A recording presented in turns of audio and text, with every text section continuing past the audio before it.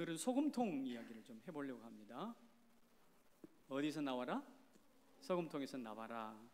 남자들도 아끼는 물건들이 있어요. 애장품이라고 말을 하죠. 어느 기자가 이어령 교수의 방에 인터뷰를 하러 찾아갔는데 깜짝 놀랐대요.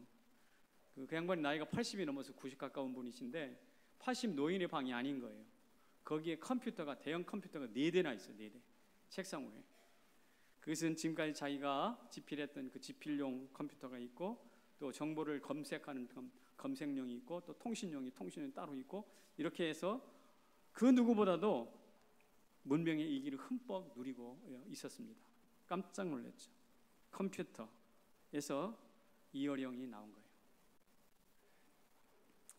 태백산맥을 쓴 조정래라는 소설가는 그 무엇과도 아끼는 것이 있습니다. 그것은 바로 자기가 소설을 구상할 때 취재하고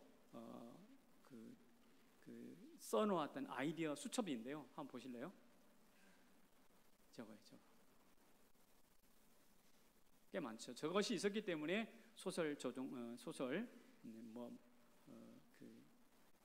태백산맥이라든지 또 중국에 대한 소설 있잖아요. 이런 책들이 나왔다고 생각합니다. 저의 애장품은 뭘까요? 궁금하죠? 저 이겁니다. 저 신발은 제가 항암하면서 정말 제 체력이 극도로 떨어져 있을 때 걸어야 된다라고 해서 신발을 하나 샀죠. 그리고 저 신발을 신고 걷고 또 걸었습니다. 내 친구라고 할까요? 그리고 저 신발을 신고 신발에 물었습니다. 얘야, 내가 내년에도 너를 신고 걸을 수 있을까? 그 인생의 절체적인 위기에 와 있을 때 저 신발을 신으면서 항상 신발에게 말을 걸었어요. 내년에도 내가 너를 신고 이 산책을 할 수 있을까? 만약에 내가 없더라도 내 고통과 시름을 너는 잘 알 테니 무언으로 우리 성도들에게 전해줄 수 있겠나? 그렇게 하고 그 5년 전에 저 신발을 샀거든요. 근데 여러분 보통 신발 얼마나 신어요? 쟤는 떨어지지도 않아. 아직도 제가 신고 다녀요. 그래서 이게 굉장히 신발이 튼튼하고 좋아서 그런가? 얘가 나를 떠나기가 싫어서 그런가? 그래가지고 이제 결정을 했어요. 쟤를 오랫동안 내가 투병한 투병기처럼 오랫동안 기념으로 좀 놔두려고요. 애장품입니다. 문재인 대통령의 낡은 구두를 여러분 보신 적 있죠? 김상조 공정거래위원장의 낡은 가방 교수하면서 책 넣어가지고 난 낡은 가방을 기억하십니까? 시골 여성들의 다리미돌 홍두깨 애장품이죠. 시어머니로부터 물려받은 거. 그것만 있나요? 시간장, 장독대에 시간장이 있어요. 그 집의 맛을 좌우하는 시간장. 현대 여성들은 루비통 명품 가방들 다 우리가 소중히 여기는 애장품들입니다. 그렇다면 하나님께서는 무엇을 소중히 여기실까? 하나님의 애장품도 있을 것 같은데, 저 중국 가면 그렇게 아름답다고 하는 장가게 가보셨나요? 그게 멋있다고 그러네. 장가게가 하나님의 애장품일까? 천길 낭떠러지처럼 파여있는 그랜드 캐년, 미국의 그랜드 캐년일까? 아니면 천둥처럼 울면서 떨어지는 나이아가라 폭포일까? 제가 확신하건대 그것은 아닙니다. 왜냐하면 성경을 보면 자연만물을 지으시긴 하셨지만 그것을 보고 좋았다라고 말하지만 심히 좋았다라고 말하진 않거든요. 심히 좋았다라고 말한 것은 바로 우리 이 자리에 앉은 저와 여러분 인간입니다. 우리를 위해서는 존귀하신 아들 독생자 예수 그리스도를 우리에게 내어주셨어요. 보시기에 좋은 저 장가게와 나이아가라 폭포를 위해서는 예수 그리스도를 내어주지 않았지만 볼품없는 우리들을 향하여서는 독생자 예수를 내어주시면서 최대의 희생을 아끼지 않으셨습니다. 그래서 우리는 누가 말해도 하나님의 소중한 존재들이에요. 소중한 애장품들이에요. 이 사실을 믿으시기 바랍니다. 내가 좀 못생겼고 코가 낮고 뭐 눈이 찢어지고 관계없어요. 관계없어요. 엄마가 자기 자식을 뭐 이뻐서 잘생겨서 사랑하나요? 그냥 있는 존재 자체가 사랑스럽지 않나요? 자, 조금 그것을 깊이 들여다봅시다. 한번 읽어볼까요? 시작. 자, 누가 빚으셨어요? 삼위 하나님이 빚으셨다고 말을 합니다. 원래 우리는 어떤 존재였는지 베드로전서 1장 1절에서 이런 말을 해놓습니다. 본도, 갈라디아, 갑바도기아, 아시아, 비두니아의 뭐한 흩어진 나그네. 여러분이 모래 한 줌을 해가지고 쭉 흩어보세요. 어디 존재가 있어요? 밀가루 한 줌을 흩어가지고 흩어보세요. 존재가 있어요? 없어요. 이처럼 저 아까 지명들이 많은 본도, 뭐 갑바도기아 지명이 나왔는데 이 지명은 로마 제국의 저 한쪽 귀퉁이래요. 우리나라로 말하면 저 강원도 한쪽 귀퉁이라고. 그런 곳에다가 쭉 흩어놨어. 마치 모래를 흩으듯 밀가루를 한 주먹을 흩으듯 흩어놓은 존재들이라는 뜻입니다. 대단히 볼품없는 사람들이죠. 들풀 같은 존재들이에요. 그런데 그들에게 2절에서 뭐라고 말하고 있냐면 이렇게 설명하고 있습니다. 베드로전서 1장 2절입니다. 같이 읽습니까? 시작. 곧 하나님 아버지의 미리 아심과 성령이 거룩하게 하심으로 순종함과 예수 그리스도의 핏부림을 얻기 위하여 택하심을 받은 자들에게 편지하노니. 네, 좀 복잡한 이야기지만 이겁니다. 요약하면 성부 하나님께서 미리 아셨대. 우리가 그를 알기 전에 그분이 우리를 미리 아셨대. 먼저 아셨대. 그리고 성령께서 세상에 물들지 않도록, 들풀이라면 밟히지 않도록 우리를 거룩하게 구별하셨대. 그리고 성자 예수께서 당신의 피로 맞바꿀 만큼 값지고 아름다운 존재래. 그러니까 요약하면 삼위 하나님께서 총출동해가지고 우리를 구원하시고 값지게 만드셔서 오매불망 우리를 잊지 못하시게 된다는 거죠. 다시 말해서 들풀이 금쪽 같은 내 새끼가 된 거예요. 뭐가? 들풀이. 훅 던져놓으면 어디로 사라졌는지 존재도 알 수 없는 그 모래 한 점 같은 그 인생들이 어떻게 해요? 금쪽 같은 내 새끼, 우리 하나님의 애장품이 되는 것이죠. 그것을 위해서 피를 흘리신 거죠. 눈이 휘둥그레질 만한 대반전이 내 삶에 나타났다는 것을 더 아셔야 됩니다. 근데 여기서 한 걸음 더 나갑니다. 성경은 뭐라고 그러는가? 오늘 본문에서 위대한 말씀을 해놓으셨어요. 같이 한번 읽어봅시다. 이 본문을 큰 소리로 읽어봅니다. 시작. 너희는 택하신 족속이요 왕같은 제사장이요 거룩한 나라요 그의 소유된 백성이니. 우리가 너무나 잘 아는 말씀입니다만 한번 생각해 봅시다. 거기 택하신 족속이래요. 하나님께서 수많은 들풀들이 있어요. 들국화가 있다고 그랬어요. 이리 와 진달래야, 너 한 송이 이리 와, 이게 아니라 저 오른쪽에 좌측에서 네 번째 거기 예쁘게 생긴 진달래 너 이리 와, 이런 거예요. 지명하다는 건 그 말이에요. 여러분 상 받아봤어요? 저는 초등학교 때 학교장상을 받았답니다. 감동합네요. 좀 감동해 줄 줄 알았더니 그게 아니네요. 여러분들은 상을 안 받아봐서 모르는 거 아닐까요? 그런데 어쨌든 우리 때는 한 학급에 한 학급에 60명, 70명 그랬어요. 그렇게 많이 베이비붐 시대 때 많이 있었잖아요. 근데 전교생이 막 10학급 정도 있는데 그 졸업을 하니까 어떻습니까? 온 동네 사람들이 다 모인 거예요. 1000명 학부모들까지 1000명이 넘는 곳이에요. 근데 거기서 학교장상 홍정기 불려봤다고 생각해 보세요. 가슴이 어떨까요? 그 감격은 이루 말할 수 없어요. 모르시면 상 받아보세요. 근데 어쨌든 그때 홍정기라고 이름이 불려지는 것과 똑같아요. 근데 서만장하신 이 모든 피조물들이 바라보는 그 순간에 우리 하나님이 입을 열고 홍정기 내 새끼라고 말씀하시면서 성부 하나님 말씀하실 때 정말 오금이 저리고 막 소름이 돋겠죠. 그래 짱 하면서 전류가 몸을 타고 흘러가는 것 같은 느낌이겠죠. 이게 바로 무엇이냐? 택하신 족속이에요. 왕같은 제사장이라는 것은 뭐냐면 왕이신 여호와 하나님을 위한 제사장이다, 이렇게 해석을 할 수가 있습니다. 원래 그런 뜻이에요. 생각해 보십시오. 거름더미 같은 들불 같은 존재가 전능하신 여호와 앞에서 그분을 위한 일을 하는 제사장이 된다? 이것은요 파격적인, 정말 파격적인 발탁이 아닐 수가 없어요. 옛날에 남해라고 하면 저 경상도 맨 밑에 있는 남해 군수 였다가 행정자치부장관으로 발탁되신 분이 있어요. 김두관 씨라고. 기억하시나요? 벌써 꽤 오래전 이야기죠. 이분이 행정자치부장으로 임명이 됐을 때 막 대서특필을 했어요. 군수가 장관으로. 그야말로 그 정부에서 탁월한 인사 혹은 주목받는 인사로 성공의 아이콘으로 이름을 날렸거든요. 그런데 가만히 생각해 보면 이 김두관 씨의 벼락 출세보다 더 중요한 게, 더 멋진 게 오늘 우리의 출세예요.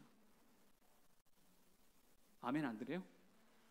예, 우리 휙 뿌리면 존재감도 없는 모래알 같은 우리, 들풀 같은 우리를 지명하여 부를 뿐만 아니라 지명을 불러가지고 그냥 끝, 그것이 아니라 너희로 와 해가지고 우리를요 높인다니까. 어디로?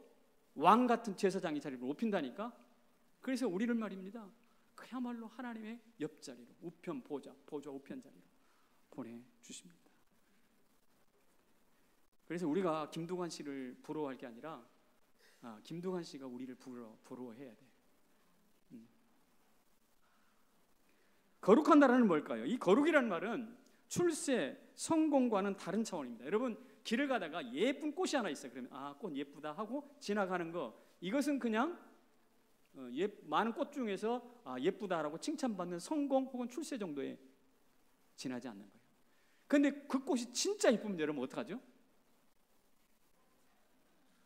정말 진짜 이쁘면 그것을 꺾든지 뽑든지 뽑아가지고 집으로 가져오잖아요. 이게 바로 거룩한 나라라는 뜻이에요. 그것은 거룩이라는 것은 그냥 출세했다, 많은 꽃들 중에 최고다 이런 정도가 아니라 그것을 구별해, 그 꽃에서 꺾어가지고 내 방으로 가져와, 이게 구별하는 거예요. 구별. 거룩이라는 말이 구별하다는 뜻이거든요. 그러니까 거룩한 족속의 나라라는 것은 바로 그렇게 하나님이 우리를 지명하고 높이고 끝이 아니야. 그 다음에 그것을 꺾어가지고 내 방으로 가져오듯이 하나님의 보좌로 이동시키는 거. 할렐루야. 이게 바로 거룩한 나라입니다.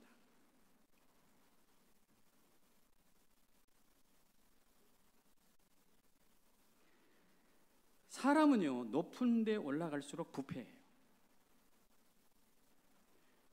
근데 물은 높은 데 있을수록 맑습니다. 상류의 물이 맑듯이. 이 거룩이라는 것은 바로 이런 뜻인데, 하나님이 우리를 그렇게 만드셨어요. 그러니까 쉬운 말로는 이쁜 사람이 공부도 잘하고 부자이기도 해. 뭔 말인지 모르겠어요? 자, 너무너무 이뻐. 근데 이쁜데 공부를 뒤따 잘해. 1등이야. 시험 봤다면 1등이야. 근데 뒤를 캐보니까 얘네 아버지가 거부야. 이런 사람이 있으면 남자들 눈이 뿅 나오겠죠. 청년들이 있으면 막 한 방에 가서 어떻게 좀 수작을 걸어보려고 할 건데, 이런 존재가 누구냐? 바로 우리들이란 말이야. 우리들. 소유된 백성 무슨 뜻이냐면, 하나님이 너무 그래서 침발 하나 가지고 침발 하나 놓고 꺾어가지고 와가지고 꽃병에다가 딱 꽂아 놓는 것 정도가 아니야. 한 걸음 더 나가. 이게 소유된 백성이라는 것은 꽃 꺾어놓고 꽃병에다 놔두는 정도가 아니라 아예 그 정도는 아니야. 손가락에다가 가락지처럼 여기다 끼고 다녀. 왜냐하면 출근할 때는 못 보잖아. 외출할 때는 그 꽃 못 보잖아. 항상 보고 싶어. 그래서 어디다가? 금가락. 여러분 생각해 보세요. 들풀 같은 존재, 던져버리면 자취도 없어지 사라질 그런 존재들을 하나님께서 어떻게 해요? 택하셨어요. 그리고 높이셨어요. 왕처럼 제사장으로. 그리고 구별하셨어요. 그리고 손가락에다 끼워서 그분이 소유하셨어요. 그리고 너는 내 거야. 이게 오늘 우리입니다. 그래서 오늘 여기 앉아 있는 거예요. 이 진리를 깨달으면 세상이 나한테 못 던진다고 마음 아픈 이야기 해도 별로 신경 안 써. 상처 안 받아. 왜? 그것보다 더 멋진, 더 아름답고 그것을 완벽하게 보충하고도 남는 우리 하나님의 수고와 사랑과 그분의 소유가 되었습니다. 그런데 말입니다, 이게 너희는 택한 족속의 왕같은 제사장 거룩한 나라 그 소유된 백성이란 말이 이런 뜻을 가지고 있는데, 이것은 베드로가 지금 오늘 본문에서 갑자기 지어낸 말이 아닙니다. 이것은 어디에서 먼저 한 이야기냐면 구약성경에 있는 이야기예요. 출애굽기에 이런 말씀이 있습니다. 출애굽기 한번 읽어볼까요? 시작. 내가 애굽 사람에게 어떻게 행하였음과 내가 어떻게 독수리 날개로 너희를 업어 내게로 인도하였음을 너희가 보았느니라. 세계가 다 내게 속하였나니 너희가 내 말을 잘 듣고 내 언약을 지키면 너희는 모든 민족 중에서 내 소유가 되겠고 너희가 내게 대하여 제사장 나라가 되며 거룩한 백성이 되리라. 할렐루야. 이게 말입니다. 저 애굽에서 정말 찌질이 궁상으로 뭐 하고 있었어? 종살이하고 있었던 그들을요, 하나님께서 걸러나기 위해서 필요하면 바다를 갈랐습니다. 믿습니까? 홍해를 갈랐어요. 그리고 끝나는 게 아니에요. 그를 독수리에다가 독수리 날개로 업어가지고 독수리처럼 업어가지고 내가 너희들을 이 시내산 앞으로 데려왔다. 이 시내산에서 이스라엘 백성을 축복하면서 하는 이야기거든 저게. 근데 축복하면서 하는 이야기가 바로 뭐냐면 내가 너희들이 나의 소유된 백성이고 거룩한 나라가 될 것이다 라는 뜻을 지금 설명하고 있는 거예요. 이것을 알고 있는 베드로가 신약에 와서 똑같이 이 출애굽기 19장에 있는 이 말씀을 우리한테 다시 재해석해 주면서 이 선포를 하고 있습니다. 그러면서 하는 말이 오늘 본문에 이런 말씀이 있어요. 같이 읽어봅시다. 시작. 어두운 데서 불러내요 기이한 빛에 들어가게 하신 이의 아름다운 터. 저기 어두운 곳이 어디입니까? 저 애굽에서 지질이 궁상으로 종살던 어두운 때 아닙니까? 거기서 불러내가지고 어디로 들어갔어요? 기이한 빛에 들어갔다고 했어요. 이 기이한 빛이라는 것은 뭐냐면 하나님의 자녀들의 신분을 이야기하기는 하지만 실제로는 시내산에 임하실 때 불로 임하셨거든요. 강력한 불로, 어디서 한 번도 본 적이 없는 불 가운데 하나님이 모세를 불러 올리시고 거기서 말씀하시거든요. 그러니까 빛 가운데 들어간다는 바로 그런 뜻입니다.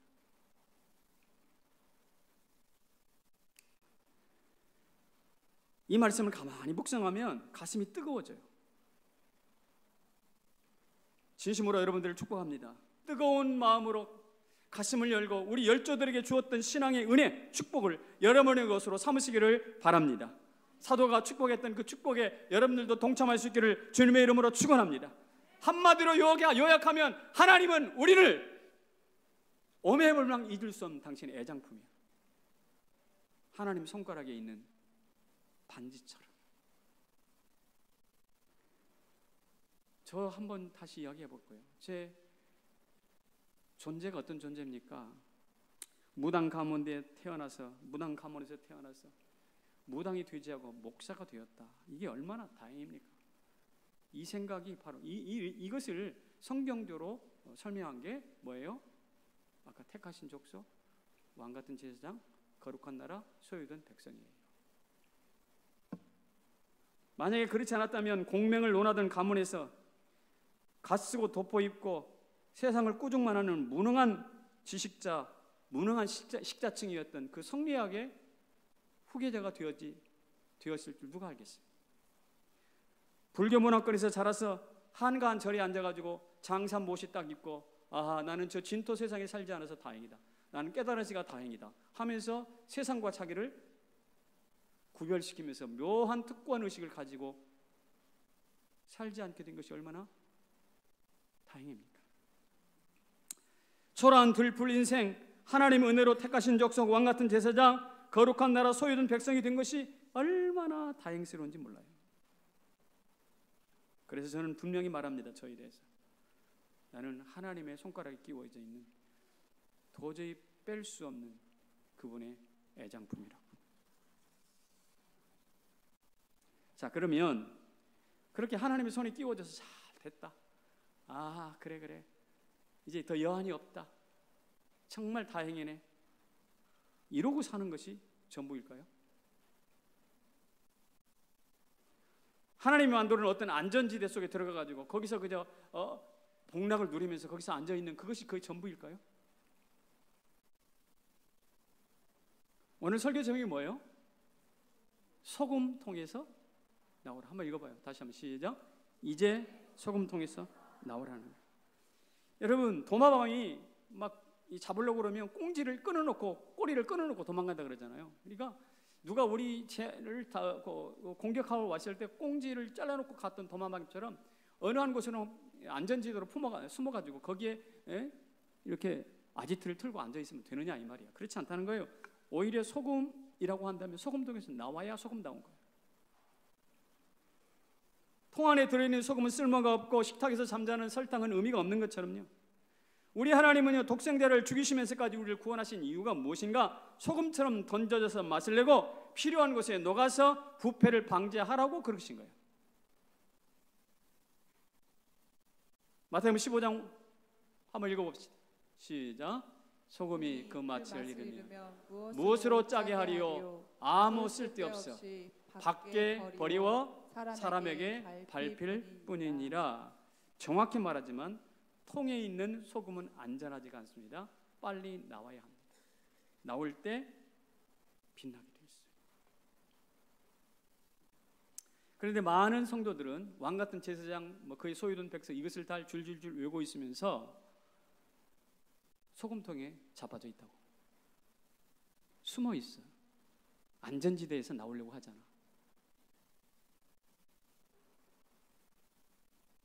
그래서 오늘 제가 말씀드린 이 설교의 초점이 뭐냐면 여기부터예요.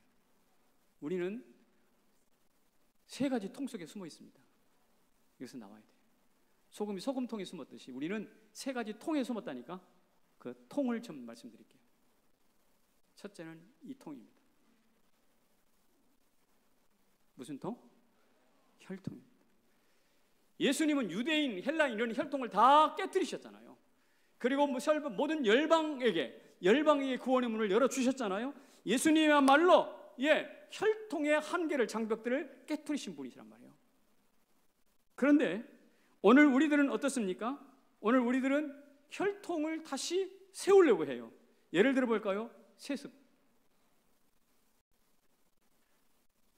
내 피가 섞이지 않는 사람들에게 형제라고 부르라고 말씀하셨는데 내 피가 섞이지 않았기 때문에 교회를 물려줄 수 없대.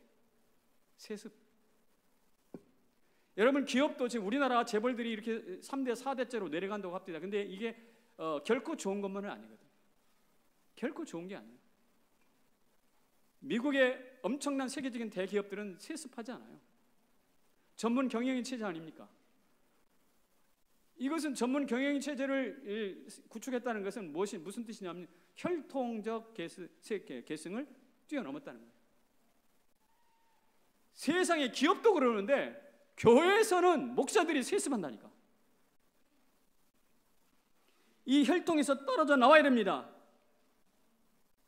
이 민족주의도 마찬가지예요. 이게 한민족 하면서 민족주의라고 그러는데요. 여러분, 중국에서 중국의 한민족을 강조하면 갈수록 나머지 50여 개의 소수민족은 그것이 재앙입니다. 민족주의가 좋은 게 아니에요. 혈통의 또 다른 표현이죠. 자, 두 번째, 무슨 통에서 나왔냐면 여기서 나와야 돼요. 무슨 통?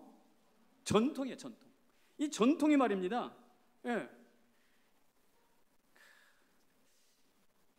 들풀을 하나님의 금가락지로 만든 것이 하나님의 복음인데, 여러분, 전통이라고 하면 들풀은 그냥 들풀로 계속 가는 게 전통이에요. 그런데 이것을 우리 하나님이 깨뜨리셨잖아요. 그리고 우리를 하나님의 애장품으로 만드시지 않았습니까? 그 정신을 이어받아서 우리 한국교회 초기에도 저 권당교회 교회 데이빗 무어라는 선교사가 백정이라고 하는 박모라는 백정을 데려다가 그를 장로 삼았어요. 장로. 그래가지고 그 교회에 있던 당시 양반 출신 그리스도인들이 대거 다른 교회로 나가pus어. 때를 지어가지고 우리는 저 백정놈하고 같이 신앙생활을 할 수 없다. 여러분, 이런 일들이 우리 가운데 있었는데 다시 그 교회가 합칩니다. 잘못된 것을 깨달아 알고. 여러분, 우리는요, 전통, 백정이라는 신분적 정통, 요거 깨트린 아름다운 전통이 우리 한국교회에 있거든요. 근데 우리는 어떻습니까? 교회 안에 파벌과 지역이 얼마나 많아. 동서의 전통이 얼마나 많아. 지금 교회 안에도 있어요, 여러분. 그래서 오죽하면 고향을 묻지 말라 그러잖아. 고향은 혈통은 아니지만 전통이거든. 지역이란 전통이거든. 우리 교회에서도 고향이 어디요? 이런 소리 안 했으면 좋겠어요. 저도 안 물을게요. 예배는 시끄러우면 안 돼. 여자가 나왔으면 재수 없어. 지금까지 그렇게 해왔으니까 그렇게 해야 돼. 다 전통입니다.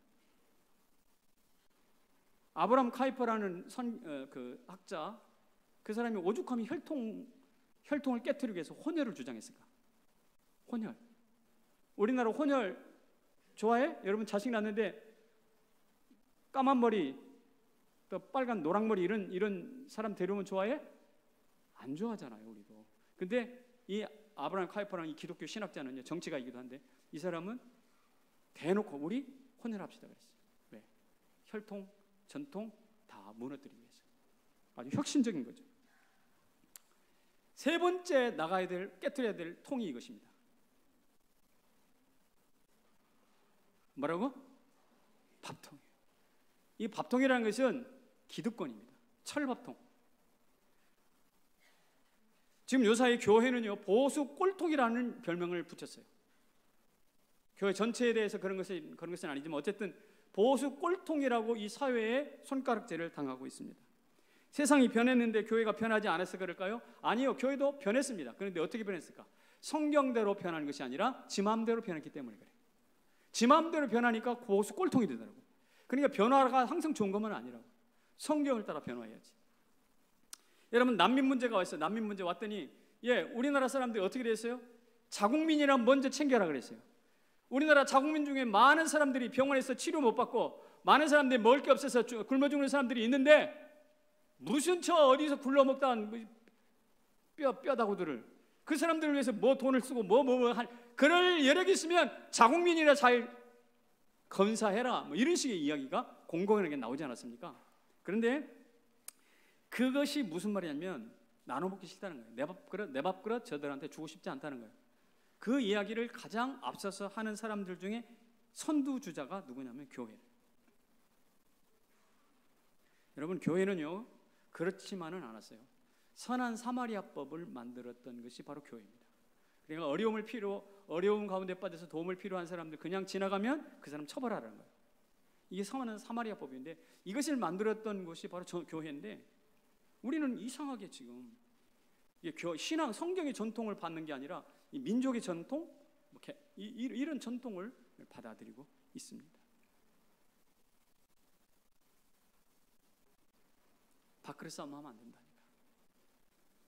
중앙동 주민자치위원회에서 우리 교회에 마토 페스티벌을 좀 공연해 주십시오라고 7월달이죠? 요청이 왔어요. 작년 가을에 했던 것을 생각하면 국물도 없어야 마땅하지만 그러나 교회는 어때? 밥그릇 싸움 하는 것이 아니잖아. 네, 알겠습니다. 그렇게 하는 게 좋겠습니다. 허락하는 거예요. 잘했죠? 못했어? 잘한 거예요. 우리 밥그릇 싸움 해가지고 뭐해 교회가. 그래서 제가 지금까지 여러분 이야기했습니다. 우리는 세 가지 통에서 나와야 된다고. 소금이 소금통에서 나와야 되듯이 세 가지 우리가 나와야 될 통. 첫째, 혈통. 두 번째, 전통. 세 번째, 밥통. 아마 이러면 아마 교회 많이 바뀔 겁니다. 그래서 저는 여러분 이런 말씀 드리고 싶어요. 어떤 자랑스러운 기독교 신앙. 자랑스러운. 여러분, 믿음이 그냥 도둑 예수 믿지 마세요. 숨어서 예수 믿지 말라고. 직장에서도 종교란에 기독교 하나 쓰고 그냥 너 교회 나가냐? 심지어 부끄러워가지고 식기도도 안 하고 밥 처먹는 사람들이 있는데, 아유, 그럴 경우에는 어떻게 해야 될까? 그 입을 어떻게 해야 될까? 그 입을. 여러분, 영국 작가 중에 알랭드 보통이라는 사람이 있어요. 보통 뉴스에도 가끔씩 나오는 이름인데 알랭드 보통이 무신론자를 위한 종교라는 책을 썼어요. 독특한 책인데요. 그 사람은 자기가 무신론자라는 것을 밝힙니다. 나는 공개적으로 무신론자입니다. 그럼에도 불구하고 종교가 가지고 있는 유용성을 무신론자이기 때문에 다 배관시하는 것은 대단히 어리석은 겁니다. 그렇게 이야기해요. 그러니까 무신론자이면서도 신앙의 가치를 아주 높이 평가하는 책이 바로 무신론자의 종교예요. 엄청나게 유익이 크다는 것입니다. 그 유익을 보면 이것입니다. 첫 번째 유익은 뭐냐면 우리 몸속에 깊이 뿌리 박인 이기심이 있어요, 없어요? 있어요. 그러니까 철밥통을 챙기죠. 두 번째, 내 마음에 안 맞으면 주먹 나가죠. 폭력이 있다고요, 폭력. 이 폭력을 제어하고 뭐 하자고? 함께 살. 자막, 폭력을 제어하고 뭐 할 것을 가르쳐요? 함께 살 것을 가르치는 것이 종교라고 그랬어요. 사실 그렇거든요. 무신론이라고 해서 종교를 부인해버리는 이런 거 다 함께 살 이유마저도 없어져 버린 것이지. 두 번째는요, 이런 유익이 있습니다.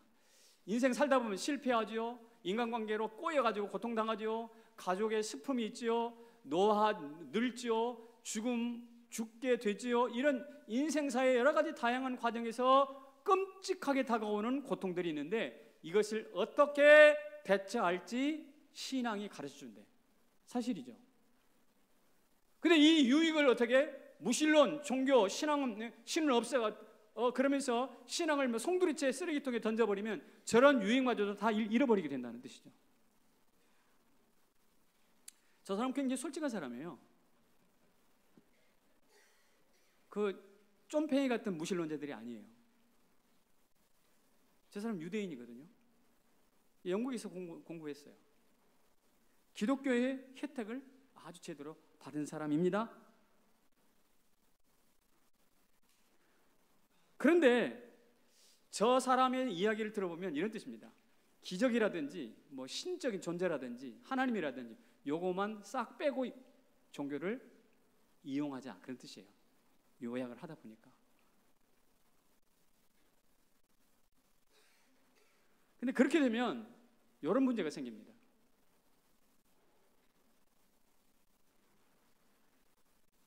아까 이기심, 폭력성 혹은 실패나 사망이 우리를 괴롭힌다고 했는데 이런 고통스러운 인간의 문제를 안고 70년, 80년 이 땅에 살아가는데 도대체 이 7, 80년을 어디로 어떻게 운전해 가야 할지 이것을 알 수가 없거든요.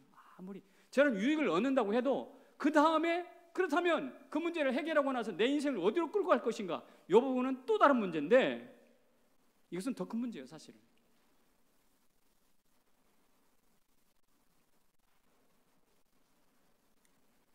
항해를 하지만 나침반이 없고 여행을 하지만 지도 없는 사람이나 똑같은 것인데, 그래서 저는 그 책을 좀 읽으면서 이런 작심을 했습니다. 결심을 했습니다. 아하, 내가 믿는 신앙이라는 것이 얼마나 소중한 것인가. 그래서 세상이 기독교 신앙을 욕하고 뭐 어쩌고 저쩌고 개독교 어쩌고 이야기해도 나는 절대로 기죽지 않으리라. 할렐루야. 절대로 기죽지 않으리라. 저들이 왜 이렇게 욕을 할까요?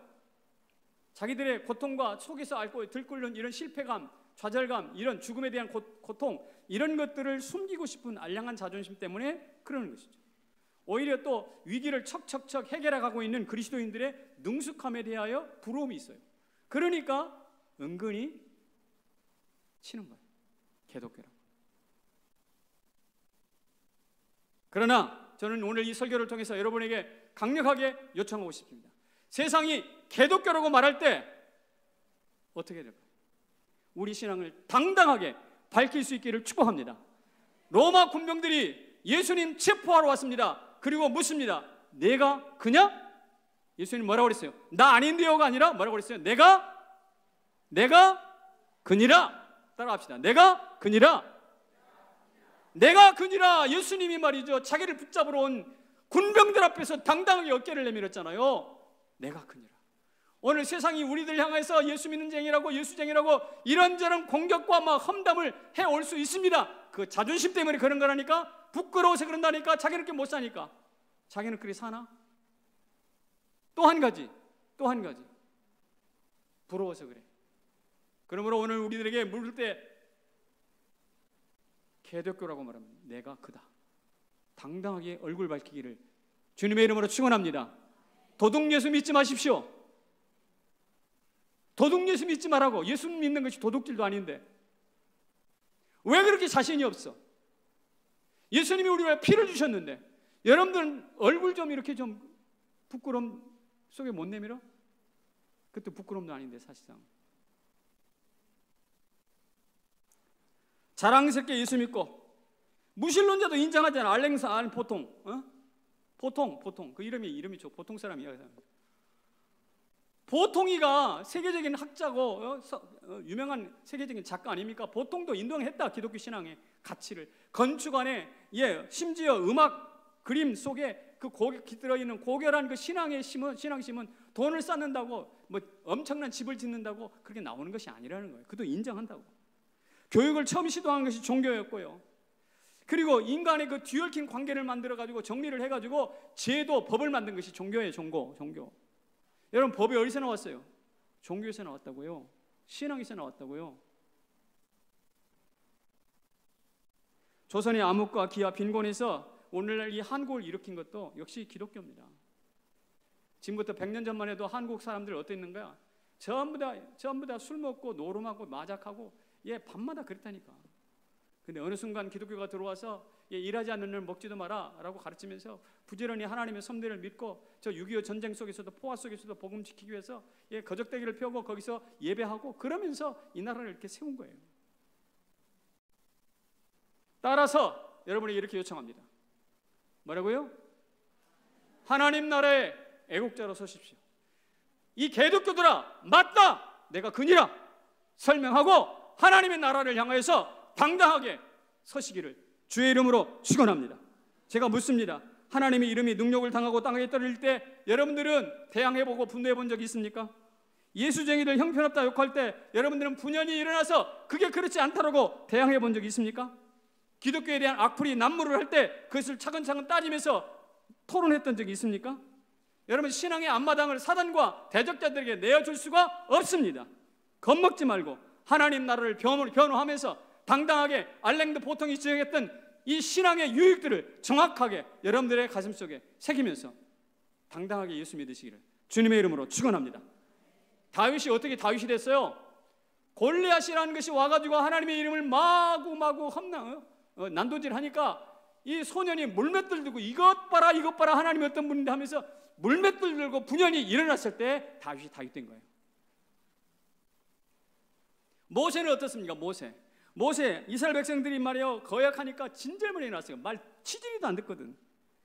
하나님이 그들을 멸하시겠다고 하니까 속으로는 그러고 싶었을 거예요. 나 같으면 맞아요. 저 지절이 이 하나님의 은혜도 모르는 것들 저거 멸하시고요 새로 만드세요. 저도 지쳤습니다. 이렇게 말하고 싶지만 그렇게 말할 수가 없었어요. 왜냐하면 저 백성들 여기까지 끌고 와가지고 이 광야에서 죽인다면 누가 욕먹어? 백성들은 죽지만 또 하나님의 이름이 먹칠당하는 거거든. 그래서 하는 말이 뭐냐면 하나님 당신의 이름이 그렇게 하면 안 되지 않습니까? 차라리 저들을 죽이지 말고 저를 죽이세요. 저를 거두어 가시고 하나님의 이름은 존귀 여김을 받으셔야 됩니다. 모세가 막 하나님 말렸잖아요. 그래서 모세가 모세된 거예요. 다윗과 모세는 하나님의 이름 앞에 비겁하지 않았어요. 다윗과 모세는요 하나님의 이름이 자기의 생사를 결정지을 충분한 근거요 이유가 되었습니다. 여러분은 돈에는 목숨 걸 줄 알면서 내가 믿는 신앙, 나를 위하여 십자가에 죽으신 그 예수를 위해서 생사를 걸지 않는다는 것은 거짓말이에요. 그것은 신앙이 아니에요.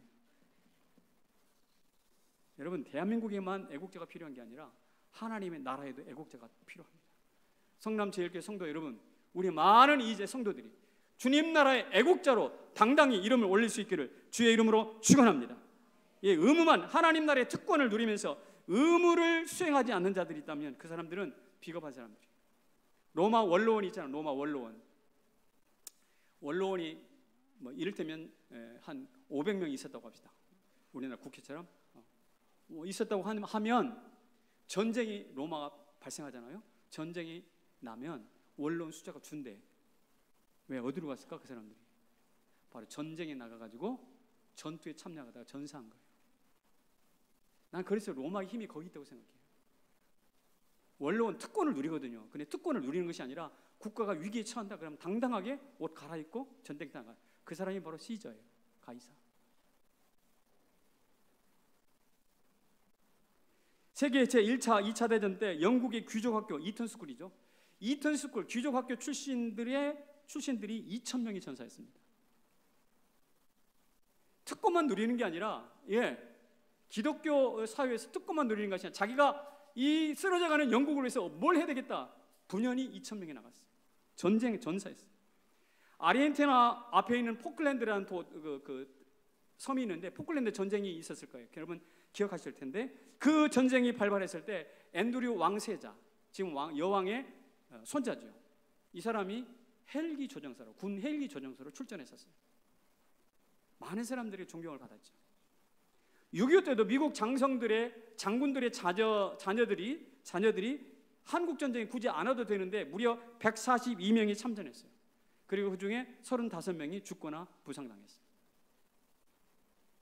여러분, 남의 나라 전쟁에 내가 가서 죽을 이유가 있겠어요? 이게 바로 노블리스 오블리제예요. 특권을 누리는가? 그만큼 의무를 다하는 거예요. 그런데 이것이 유독 하나님 나라의 성도, 교회 안에 들어오면 없어져. 잊혀져. 하나님의 특권층인 우리, 아까 하나님이 뭐라고 그랬어요? 택했어요, 높이셨죠, 구별했어요, 그리고 소유하셨어요. 금가락지처럼 소유하신 그 사람들이, 사랑을 듬뿍 받은 그 사람들이 마땅히 해야 될 의무에 대해서는 등져, 외면해, 내일 하냐, 이거 무식한 걸까요? 비겁한 걸까요? 제가 볼 땐 둘 다인 것 같아요. 여러분, 우리 그런 식으로 예수 믿지 맙시다. 요사이는 말이죠, 동성애자들도 우리의 소수 인권을 중시해 주세요. 거리에 나가서 동생이 하는 게 뭐 자랑인지 모르겠는데 나가서 피켓을 들고 있더라고. 우리는 이 나라를 위해서 무릎 꿇고 구하고 기도하고 이 나라에 어려울 때 이 나라의 어려움을 짊어지고 민족을 구한 교회인데, 교회가 뭐가 그렇게 부끄러운지, 도둑 예수를 믿고. 이건 아니거든요.